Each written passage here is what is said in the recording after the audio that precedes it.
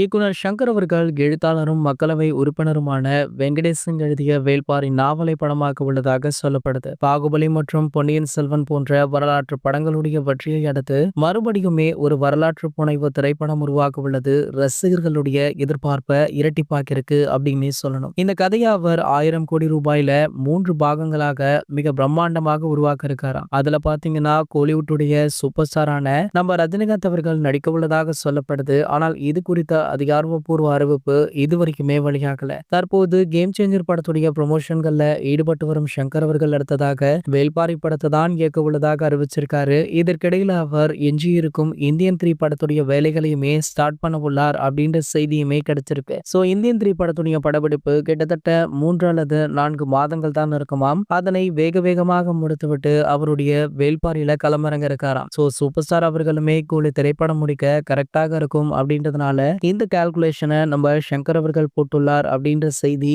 தலைவர் ரசிகர்களுக்கு ஒரு மிகப்பெரிய ட்ரீட்டாக அமைஞ்சிருக்கு. இது போன்ற நம்ம ரஜினி சாரை பற்றி வெளியாகிற அனைத்து செய்திகளுமே நீங்கள் உடனே தெரிஞ்சுக்க நம்மளுடைய தலைவர் அப்படின்ற நம்ம சேனலை சப்ஸ்கிரைப் பண்ணிக்கோங்க.